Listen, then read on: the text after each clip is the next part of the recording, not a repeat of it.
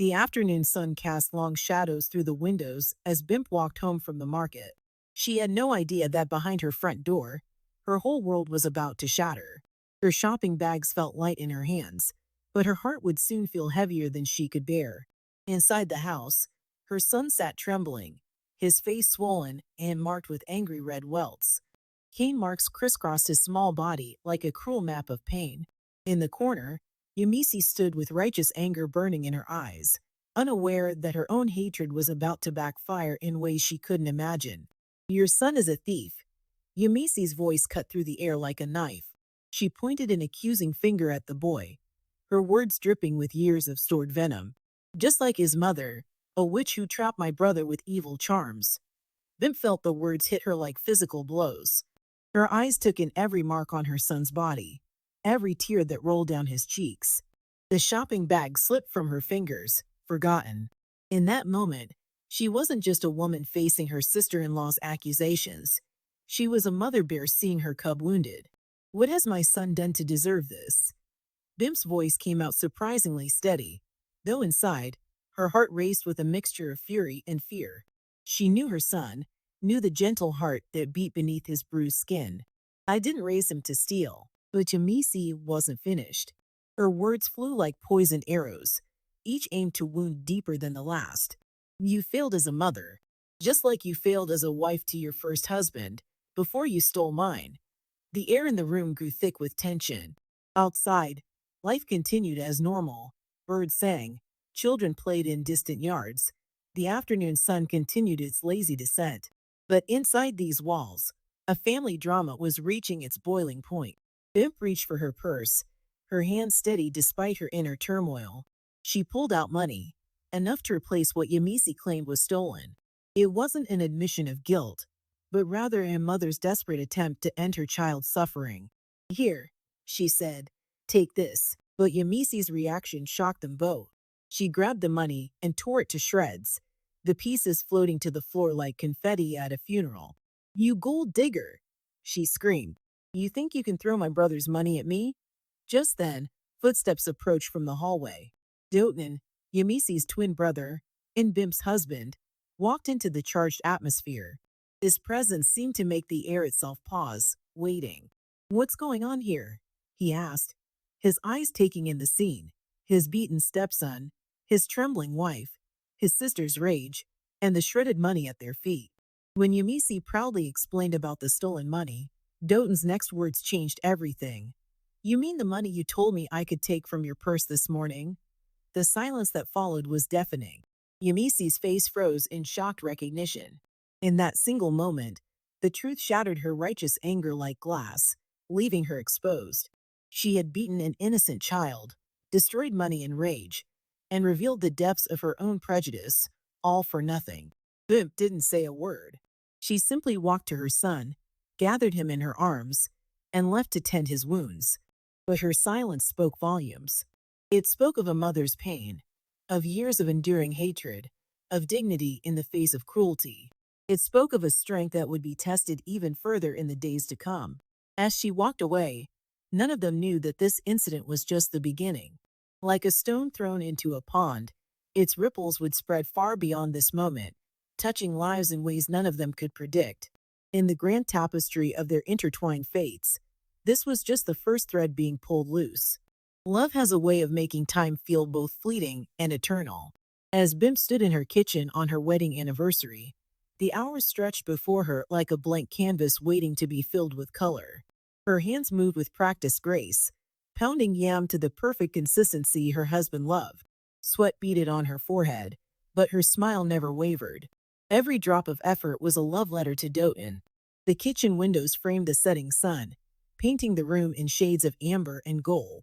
The aroma of the goosey soup simmered through the air, rich with memories of shared meals and quiet moments. Bimp knew her husband would be working late, but that only made her want to create something even more special. In her heart, she held on to hope that this evening might be the one to finally bridge the gap between her and Yemisi. What Bimp couldn't see was Yemisi watching from the shadows of the doorway, her fingers curled around a small packet of pepper. Hatred had a way of twisting even the most beautiful moments into opportunities for revenge. As Bimp stepped away to freshen up, Yemisi moved like a ghost through the kitchen, sprinkling her bitter offering into the carefully prepared soup. The table Bimp set gleamed with care, their best dishes, cloth napkins, even candles waiting to be lit. She had chosen to wear the red dress Doten had given her, the fabric embracing her like a second skin. When Doten arrived home, his eyes lit up at the sight of her, at the effort she had made, at the love that radiated from every detail. "You look beautiful, darling," he said, his voice warm with appreciation. The first spoonful of soup told a different story. Doten's face turned red, tears springing to his eyes as he choked and grabbed for water. "What? What is this?" he gasped, his voice rough with pain. Yemisi burst into the room before Bimp could even taste the soup herself. "What have you done to my brother?" she demanded, her voice trembling with false concern. "Are you trying to kill him like you killed your first husband?" But in her eagerness to accuse, Yemisi had made a crucial mistake. Her brother, still catching his breath, looked at her with sudden suspicion. "How did you know about the pepper?" he asked. "I never said what was wrong." The next day dawned bright and clear, but shadows of the previous night's disaster still lingered. Doten had a plan, one that would either heal his family or expose its deepest wounds. He asked Yemisi to help him shop for what she thought were gifts for Bim. At the car dealership, Yemisi's eyes gleamed with malicious delight. She pulled her brother toward a red car, knowing its engine was more trouble than treasure. "This one," she insisted, her voice honey-sweet with deception. "The dealer says it's the best for performance." They moved on to a boutique filled with beautiful clothes, but Yemisi steered them away. "These are overpriced and poor quality," she lied smoothly. "I know a thrift store where we can get much better things." Her heart sang with each item she chose, imagining Bimp's humiliation at receiving such shabby gifts. The universe, however, has a way of turning tables when we least expect it. When they returned home, Doten gathered everyone in the living room. His eyes twinkled with a secret as he handed the car key and all the gifts to Yemisi herself. "These are for you, sister," he said softly. "Bimp suggested we surprise you with gifts to show our love." The color drained from Yemisi's face as realization dawned. The faulty car she had chosen so carefully, the worn clothes she had selected with such spite, all of them were now her own. But it was Bimp's gentle smile that struck the deepest blow. "I know things have been difficult between us," Bimp said, her voice steady and kind. "But your family, Yemisi. These gifts are our way of showing you that." Yemisi fled to her room, her eyes burning with tears of shame and renewed hatred. But as she sat alone in the darkness, she didn't realize that her next plan would set in motion events that would change all their lives forever. The seeds of her darkest scheme were already taking root in her mind, feeding on the fertilizer of her humiliation. Outside her door, Doten held Bimp close, both of them unaware that this moment of seeming triumph was just the calm before a storm. Sometimes the most dangerous moments come not when hatred shows its face, but when it retreats to gather strength for an even greater assault. The sun set on this day of revelation, casting long shadows across their home. In the growing darkness, three hearts beat to different rhythms. One with love, one with hope, and one with a hatred that was about to lead them all down an unexpected path. None of them could have guessed that their next chapter would involve not just family drama, but forces beyond their understanding. Hatred can drive people down strange paths. For Yemisi, that path led to a dimly lit room on the outskirts of town, where an old juju man sat surrounded by mysterious objects. The air hung heavy with incense and unspoken promises. Outside, the world continued its normal rhythm. But inside this room, destiny was being twisted into new shapes. "I want to destroy their marriage," Yemisi whispered, her voice trembling with desperate determination. "I want her gone from my brother's life." The juju man's eyes glittered in the dim light as he handed her a small package. "Put this in her food," he instructed, his voice like dry leaves rustling. "When she eats it, she will fall in love with the first man she sees. Make sure your brother is not around when this happens." Hope and darkness mingled in Yemisi's heart as she clutched the package. Finally, she thought, a way to rid her life of Bimp forever. What she didn't realize was that fate has a way of listening to such thoughts and laughing. The next morning, Yemisi emerged from her room like a butterfly from its cocoon. But this transformation was all pretense. She smiled at Bimpe, helped with housework, and even offered to cook. Her sudden kindness was like honey covering a razor blade. "Let's have lunch together," she suggested, her voice warm with false sisterly affection. "Just us women." Bimpe's eyes lit up with genuine hope. How long had she prayed for this very thing? A chance to bond with her sister-in-law. Her heart, always ready to forgive, open like a flower to the sun, unaware that this sun meant to wither rather than nourish. In the kitchen, Yemisi hummed as she cooked, watching through the window as a dirty, disheveled madman wandered near their house. Perfect, she thought, imagining Bimpe's inevitable humiliation. Her hands trembled slightly as she sprinkled the juju man's powder into one portion of the meal. But there was one thing Yemisi hadn't counted on. Young eyes watching from the doorway. Toby, Bimpe's son, had learned to be vigilant where his aunt was concerned. He saw the strange powder, saw the careful way she separated the portions. When Yemisi stepped away to call his mother, Toby moved with the quick silence of a child used to protecting his family. In seconds, the plates were switched. The meal began with smiles and small talk. Yemisi watched eagerly as both women raised their spoons. The food was delicious, too delicious to suspect anything amiss. But as the last bites disappeared, something strange began to happen. Yemisi felt a warmth spreading through her chest, different from anything she'd ever experienced. Her head felt light, her thoughts becoming cloudy. Then she saw him through the window, the madman still wandering outside their gate. In that moment, her world shifted on its axis. Everything she'd ever known or wanted fell away, replaced by an overwhelming desire to be near him. Love, artificial, but no less powerful, flooded her system like a drug. Before anyone could stop her, Yemisi rushed outside, falling to her knees before the startled madman.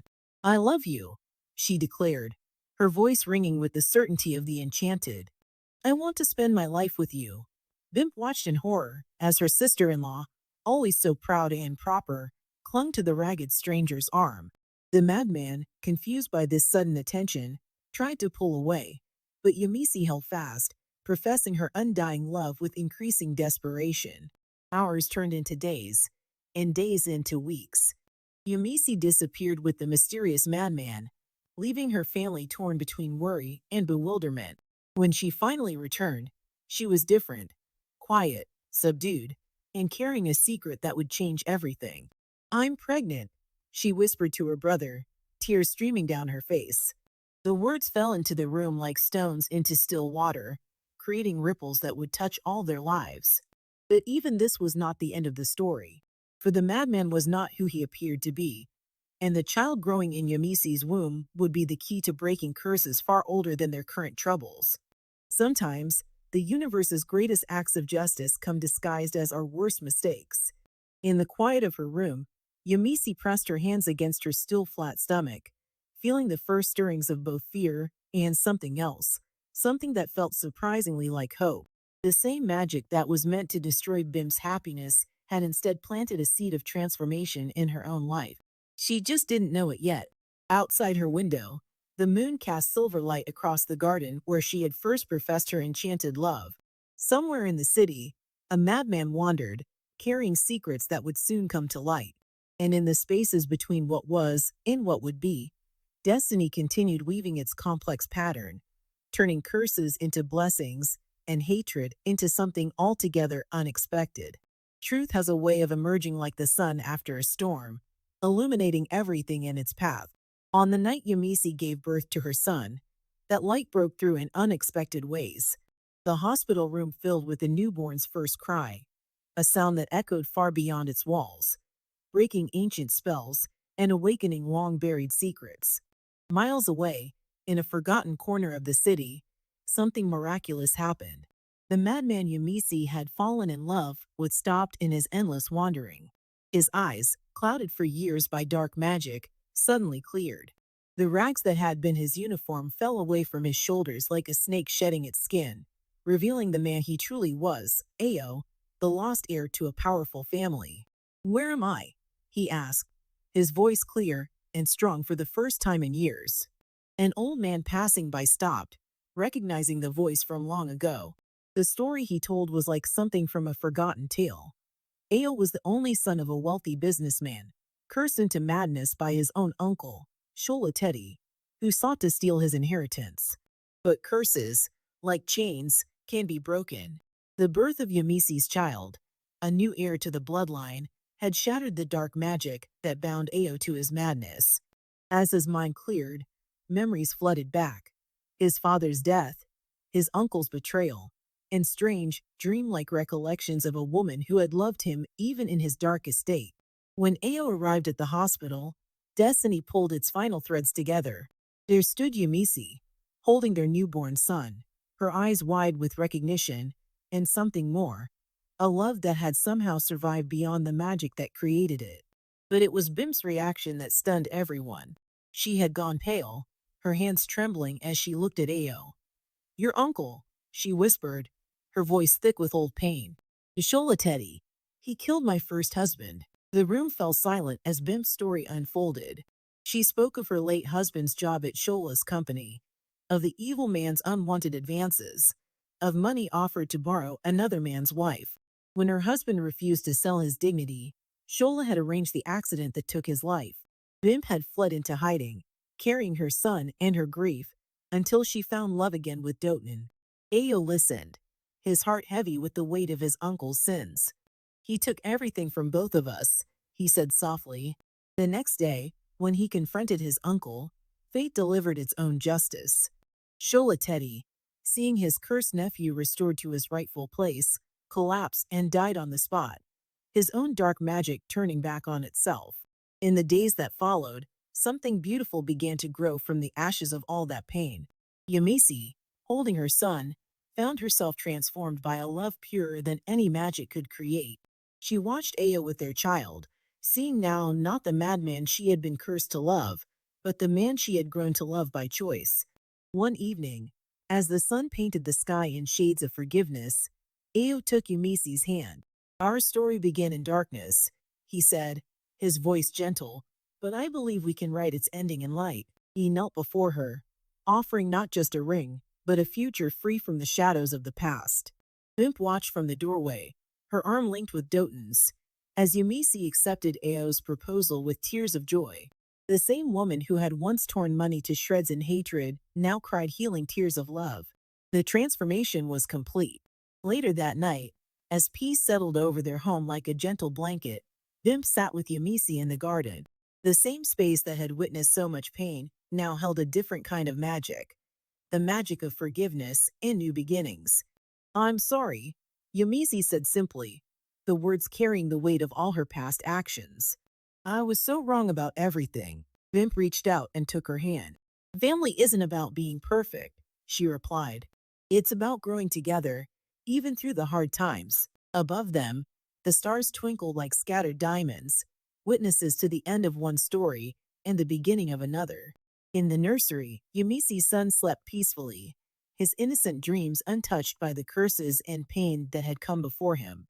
He was the future, proof that even the darkest magic could be transformed into the purest love. The lessons were clear. Kindness could outlast cruelty, love could overcome hatred, and sometimes the holes we dig for others become the foundations for our own redemption. In the end, it wasn't magic that healed their family. It was the simple power of forgiveness, understanding, and the choice to love despite all reasons not to. As night deepened, the house settled into a peaceful quiet. Tomorrow would bring new challenges, new joys, new chances to choose love over hatred. But for now, in this moment, all was as it should be. A family once broken by darkness, now made whole in the light of understanding and acceptance. The seasons had turned full circle since that fateful night, when a love charm changed everything.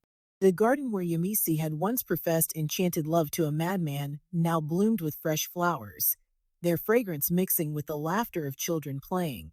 Toby, now older and wiser, chased his young cousin, Yemisi, and Ao's son, through the carefully tended beds of roses. The boy who had once suffered beatings for a crime he didn't commit had become a protective older cousin, watching over the next generation with gentle care. From the veranda, Bimp watched them play, her heart full of the kind of peace that comes only after weathering life's greatest storms. Inside the house that had once echoed with angry words and accusations, warmth now filled every corner. The kitchen where Yemisi had tried to sabotage Bim's anniversary dinner had become a place of shared meals and laughter. On Sunday afternoons, both women could be found there, cooking together, sharing stories, and sometimes crying together over memories of the past, not in bitterness, but in acknowledgement of how far they had come. Ao had restored his family's business to its former glory, but with a different spirit. The wealth that his uncle had hoarded now flowed freely among family and community. The office where Bim's first husband had once worked became a place of opportunity for others who needed second chances, just as they all had received. Doughton often marveled at the change in his sister. The bitter, jealous woman who had once torn money to shreds now showed a generosity of spirit that amazed everyone who knew her story. She had kept the mechanically troubled car from that day of backfired gifts, not as a reminder of her shame, but as a symbol of her transformation. Sometimes, she would say, our worst intentions become our greatest blessings. One evening, as the family gathered for dinner, Yemisi's son reached for Bim's hand instead of his mother's. Years ago, such a gesture would have sparked jealousy and rage.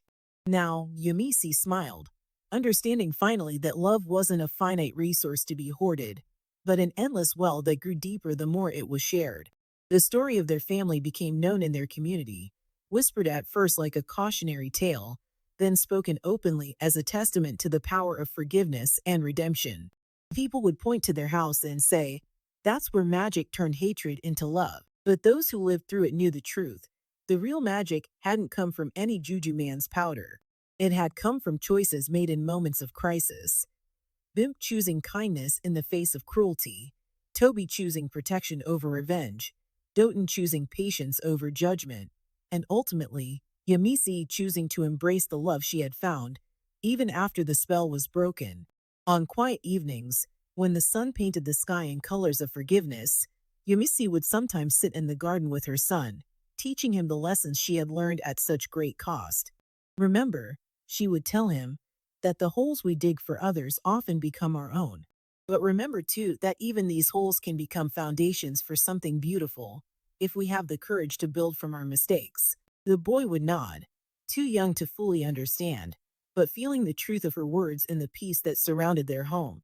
Above them, stars would begin to appear, the same stars that had witnessed their family's darkest moments and greatest triumphs. And so their story became more than just a tale of curses and redemption. It became a testament to the truth that love, real love, cannot be conjured by magic or forced by schemes. It grows in the soil of forgiveness, watered by tears of genuine remorse, and blooms in the light of acceptance. The lessons they learned became their legacy, that family bonds can bend without breaking, that the greatest magic lies in the power to change ourselves, and that sometimes the very things meant to destroy us become the seeds of our salvation. As night fell on their transformed home, peace settled over them like a blessing. The same moon that had once watched Yemisi run after a madman now illuminated a family made whole through the ultimate magic, the choice to love, forgive, and grow together through all of life's strange and wonderful transformations. Inside their hearts, they each carried the wisdom born of their journey, that no curse is stronger than forgiveness, no hatred deeper than love, and no magic more powerful than the human capacity for change. Their story, with all its pain and redemption, became a light for others, proving that even the darkest beginnings can lead to the brightest of endings, if we have the courage to let love lead the way.